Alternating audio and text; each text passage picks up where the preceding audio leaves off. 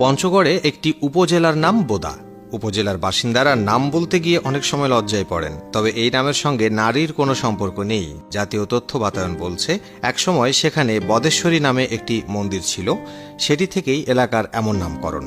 বগুড়ায় আছে এমন একটা জায়গা যার নাম সোনাতলা। কিভাবে এই নাম তা নিয়ে লোকমুখে প্রচলিত আছে নানা গল্প। অনেকের মতে এ অঞ্চলে প্রচুর পাট হতো, আর পাটকে বলা হয় সোনালী আঁশ। বন্যায় প্রায় ডুবে যেত ফসল, তাই জায়গাটির নাম সোনাতলা। কেউ বলেন জমিদার ঈশা খাঁ ও তার স্ত্রী সোনা বিবি বজরা নিয়ে সেখানে যেতেন, সেখান থেকেই এসেছে এই এলাকার নাম। অনেকেই বলেন গোপী নামে এক হিন্দু মেয়ের সঙ্গে প্রেম হয় মুসলমান যুবক সোনাউল্লাহর। পরিবারের বাধা পড়লে দুজনে মিলে ঝাঁপ দেয় নদীতে। পরে সোনাউল্লাহর নাম থেকে এলাকার নাম হয়েছে সোনাতলা। গোপীর স্মরণে বাঙালি নদীর শাখার নাম হয়ে যায় গোপাপী। খুলনা শহরে আছে সোনাপোতা। এই নামে বেশ কিছু স্কুল এবং সরকারি প্রতিষ্ঠান রয়েছে। একটা সময়ে এই জায়গার নাম ছিল ময়লাপোতা, কারণ বেশ বড় একটি ময়লার ডিপো ছিল সেখানে। ৮০ দশকে জায়গাটির নতুন নাম হয় সোনাপোতা। দিনাজপুরের একটি গ্রামের নাম ধনকামড়া। সিরাজগঞ্জের একটি ইউনিয়নের নাম সোনাখাড়া। বরগুনা জেলার একটি ইউনিয়নের নাম সোনাকাটা। বলাই বাহুল্য, কোনোটির নামকরণের সঙ্গেই মানুষের কোনো অঙ্গের সম্পর্ক নেই। নওগাঁর পত্নীতলা নাম নিয়েও হয় হাস্যরস, কারণ পত্নী শব্দের অর্থ স্ত্রী।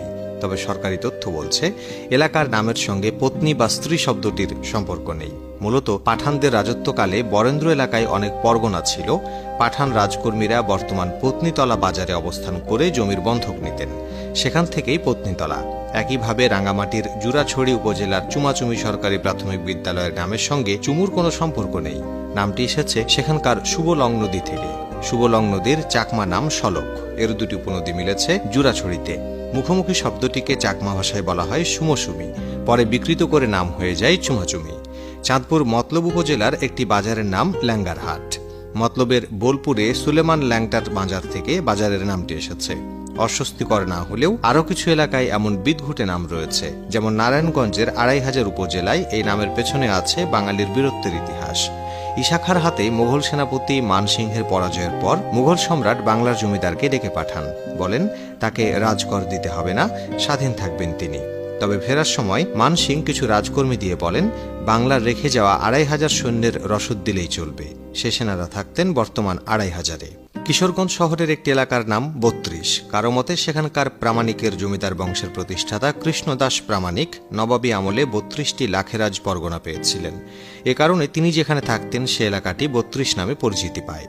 আবার কেউ বলেন ইংরেজ আমলে জঙ্গলবাড়ি ও ভাগলপুর দেওয়ানদের জমিদারি নিলামে উঠলে ময়মনসিংহের মুক্তাগাছার জমিদার শশীকান্ত ৩২টি পরগনার মালিক হন, যেগুলো রাজস্ব আদায়ের কার্যালয়